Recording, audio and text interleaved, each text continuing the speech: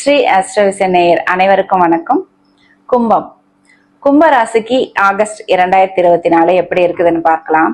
கும்பராசிக்கு இந்த மாதம் ஒரு பாசிட்டிவான பலனை தான் சொல்ல போறேன். ஏன்னா உங்களுடைய ராசி அதிபதி ராசியிலேயே இருக்கிறது ஒரு நல்ல அமைப்பு இல்லாம இருந்தாலும் சனி வக்ரமாயிருக்கிறது ஒரு நல்ல அமைப்பா இருக்கு. அந்த சனி இந்த மாதம் புதனாலையும் சுக்கிரனாலையும் பார்க்கப்படுறதும் ஒரு நல்ல அமைப்பா இருக்கு. ஏற்கனவே சனி வக்ரம் அடைகிறதுனால கொஞ்சம் பலம் குறைஞ்ச அமைப்புல உங்களுடைய ராசியை அதிகபட்சமா கெடுக்காம அமர்ந்திருக்கா. இப்போ புதனும் சுக்கிரனும் சனியை பார்க்கறதுனால சனிக்கும் ஒரு சில நல்ல குணங்கள் வரும். ஏன்னா சனி ஒரு இருள் கிரகம். அந்த இருள் மேல ஒரு சுப ஒளி படுறப்ப உங்களுக்கு சனி ஒரு நல்ல பலன்களை கொடுக்கிறவரா மாறிடுறாரு.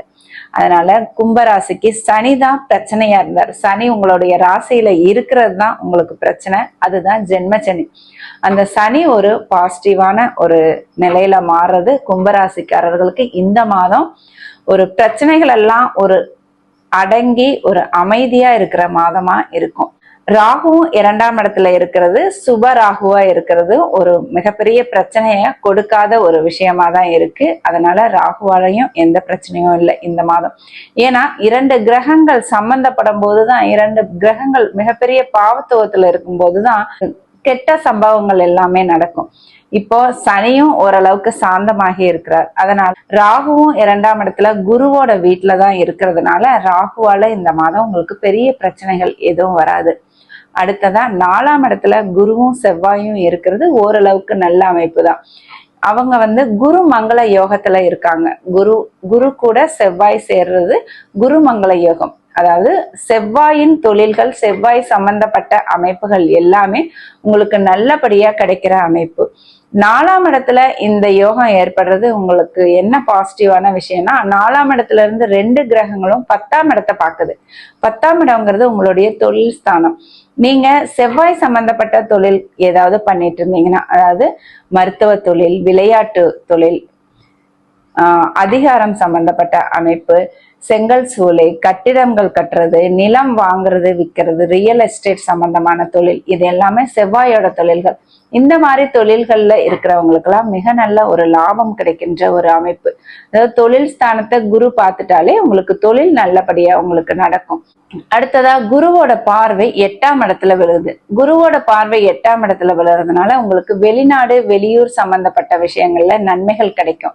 நீங்க வேலைக்காகவோ தொழிலுக்காகவோ படிப்புக்காகவோ வெளிநாடு போக வெளியூர் போகவோ ஆசைப்பட்டீங்கன்னா அதெல்லாம் நடக்கின்ற ஒரு மாதமா இருக்கும். வெளிநாடு சம்பந்தப்பட்ட தொழில், ஏற்றுமதி தொழில், இறக்குமதி தொழில், இந்த மாதிரி அமைப்புல இருக்கிறவங்களுக்கு ஒரு நல்ல தொழில் அமைப்பை குருவோட பார்வை உங்களுக்கு கொடுக்கும். குரு அடுத்ததா 12ஆம் இடத்தை பாக்குறார். குருவோட பார்வை 12ஆம் இடத்துல வளருது. எதுலயும் ஒரு விரயங்கள் ஏற்படுத்துற ஒரு அமைப்பு.